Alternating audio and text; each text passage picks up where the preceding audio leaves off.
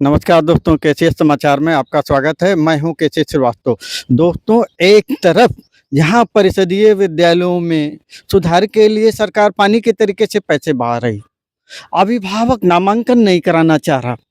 वहीं कुछ विद्यालय ऐसे हैं जो जनपद नहीं मंडल के लिए नज़ीर बन चुके हैं।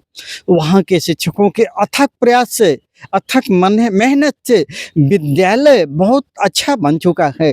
तो हम बात कर रहे हैं उत्तर प्रदेश के बस्ती जनपद के सल्टोवा ब्लॉक के प्राथमिक विद्यालय बथनवा, जहाँ का नैसर्गिक सुख, जहाँ का हरित क्रांति बरबस राहगीरों को भी अपनी ओर आकर्षित कर लेता है। राहगीर भी जाता है तो एक एक बार आपलक निहारता है और अभिभावक नामांकन के लिए परेशान होते हैं। तो हम विद्यालय के प्रवेश द्वार पर पहुंच चुके हैं, जहां के हरे भरे वृक्ष आगंतुकों की आगमनी करते हैं। जब भी कोई आला ऑफिसर आते हैं तो यहाँ के नैसर्गिक सुख को कैमरे में कैद करते हैं, फोटो लेते हैं और एक तरीके से आप देख लें कि किस तरीके से सुगंधित पुष्पों का जो है आप देख रहे हैं, किस तरीके से ये सारे सुगंधित पुष्प लगे हुए हैं, महंगे महंगे वृक्ष लगे हुए हैं। ये अन्य परिषदीय, बहुत कम परिषदीय विद्यालयों में ऐसी नैसर्गिक शोभा देखने को मिलती है। विद्यालय परिसर में आंगनबाड़ी कैंपस भी है और ये देखें, ये इस तरीके से विशाल जो वृक्ष है, इसमें जो है बच्चे आराम से पठन पाठन करते हैं। और आपको दिखा दें कि इतने वृक्ष लगाए गए हैं, इतनी हरियाली बनाई गई है, सब कुछ बनाया गया है कि इसकी छटा को हर व्यक्ति जो है मन मोह लेता है। हम आपको और दिखा दें, ये देखें विद्यालय के अतिरिक्त के बगल में कितना सुंदर पुष्प लगा हुआ है।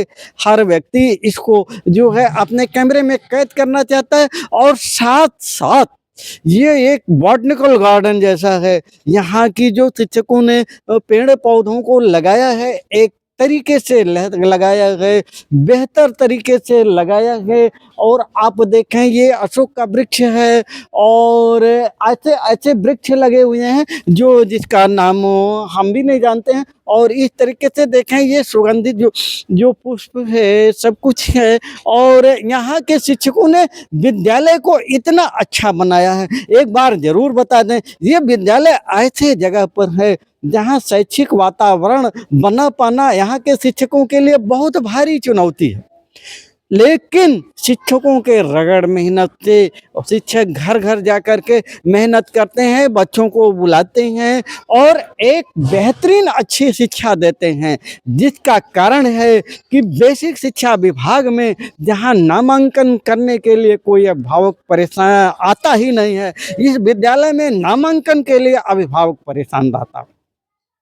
यहाँ के शैक्षिक गुणवत्ता का प्रभाव इतना है, विद्यालय इतना हरा भरा है कि ये मंडल नहीं प्रदेश स्तरीय विद्यालय। प्रदेश में अगर विद्यालयों की बात किया जाए तो बहुत कम विद्यालय ऐसे हैं। हम अब आपको किचन गार्डन की तरफ ले जाएंगे। ये देखें, जहां किचन गार्डन के लिए सरकार ने काफी पैसा खर्च किया हर विद्यालयों में, लेकिन किचन गार्डन बदहाली की स्थिति में है।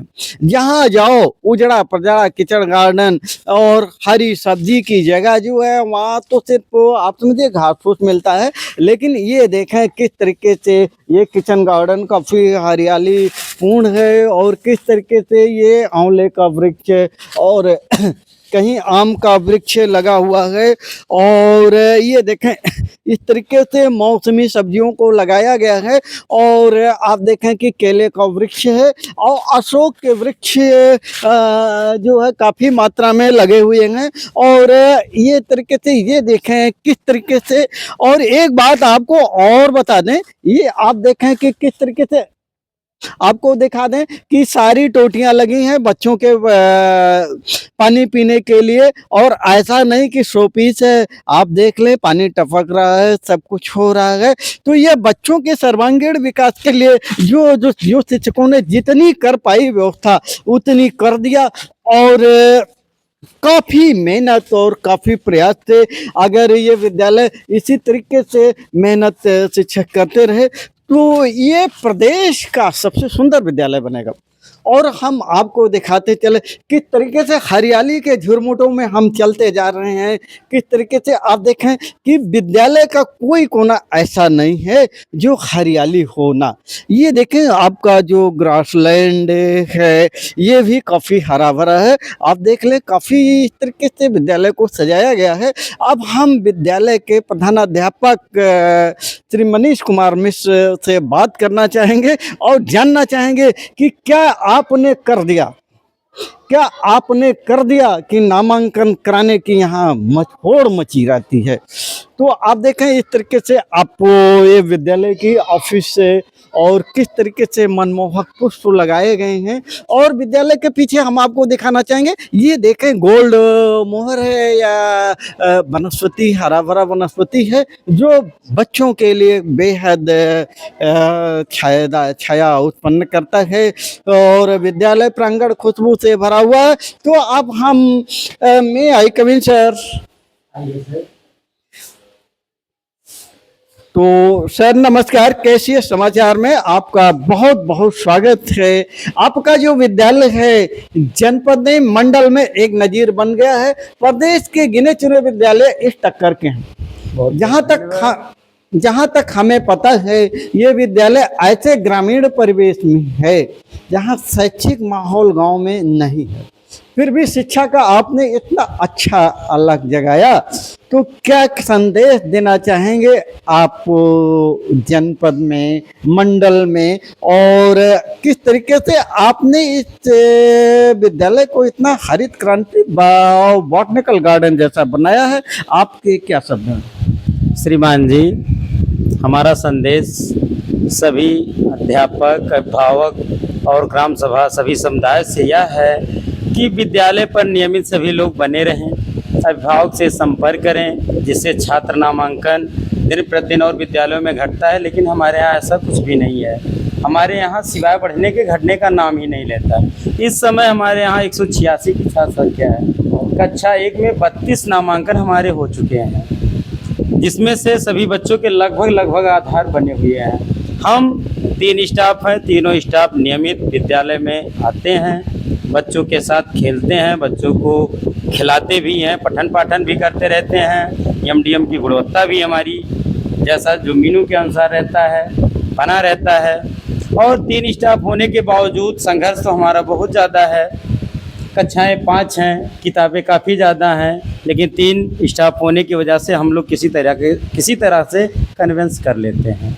तो इस तरीके से कम स्टाफ में बेहतर शिक्षा ये कोई कर रहा है, वो नाम है मनीष कुमार मिश्र। तो इस तरीके से ऐसा जो संदेश जा रहा है जनपद के मंडल में कि कम शिक्षकों के बाद भी बहुत अच्छी शिक्षा दी जा सकती है और धन अभाव में भी अपनी जेब से भी लगा करके कुछ किया जा सकता है, कुछ कहना नहीं है। और इस तरीके से जो अगर बेसिक में इतना ज़्यादा सुधार होगा ना, तो मान्यता प्राप्त और गैर मान्यता प्राप्त की तरफ कोई भी अभिभावक ताकेगा नहीं। आज जो नकली शिक्षा व्यवस्था हाई फाई के बदले प्राथमिक विद्यालयों से बच्चों को उठा करके जो गैर मान्यता प्राप्त विद्यालय ले जाते हैं वो तरसेंगे।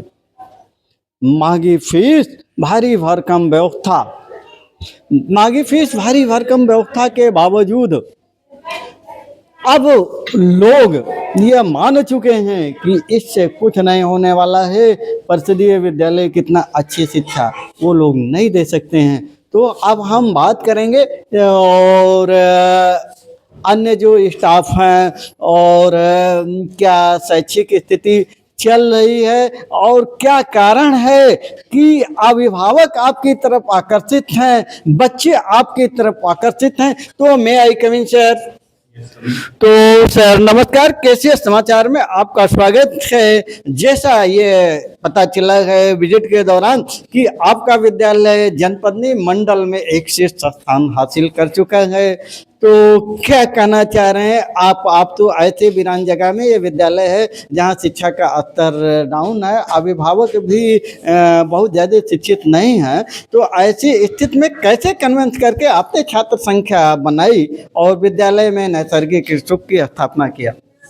देखिए, विद्यालय में संख्या बढ़ने का जो महत्वपूर्ण कारण है वो है शैक्षिक गुणवत्ता जो हम लोगों द्वारा प्रदान की जाती है, और नियमित रूप से प्रधानाध्यापक जी के नेतृत्व में हम लोग अभिभावक से संपर्क करते हैं गांव में जाके, जिससे विद्यालय में जो है बच्चों की संख्या नियमित बनी रहती है।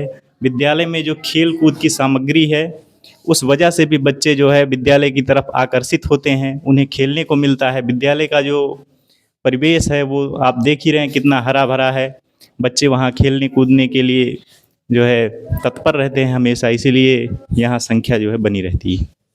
तो इस तरीके से अच्छे एमडीएम, अच्छा वातावरण और अच्छा शिक्षण व्यवस्था, ये सब कुछ विद्यालय को एकदम हरा भरा बनाता है। तो अब इस तरीके से देखिए, विद्यालय इतना अच्छा है कि हम पूरा अपने कैमरे में दिखा ही नहीं सकते हैं, तो दिखाने के लिए कम से कम हमको आधे घंटे का वीडियो चलाना होगा। लेकिन संक्षेप में आप इतना जान लीजिए कि इससे ये साबित होता है कि कम शिक्षक होने के बावजूद जो विद्यालय का पठन पाठन कोई अच्छा करना चाह रहा है तो अच्छा कर लेगा। तो दोस्तों, अब इस तरीके से हम आपको अपने चैनल के माध्यम से अपने दर्शकों से कहना चाहेंगे कि आप परिषदीय विद्यालयों में नामांकन कराएं, उन्हें सुविधा प्रदान करें, अच्छी गुणवत्ता दें। और अब हम दूसरे क्लास में चलेंगे। मैं आई कम इन सर? तो इस तरीके से देखें किस तरीके से। और एक बात बता दें, ये जो बच्चों की उपस्थिति है, यहाँ चिकन पॉक्स काफ़ी जो है फैला हुआ है।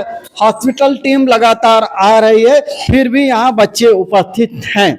तो ये शिक्षकों के लगातार मेहनत के परिणाम है। और आप देखें किस तरीके से विद्यालय की दीवारें पढ़ा रही हैं। और अगर शिक्षक ना भी हों तो कमरे में तब भी बच्चा जो है काइट की स्पेलिंग जान लेगा और क्वीन जान लेगा और ढक्कन तरबूज और ये सब लिख लेगा। और यहाँ स्मार्ट टीवी है एक और वोल्टेज डाउन है, इसलिए आज ये चल नहीं पा रहा।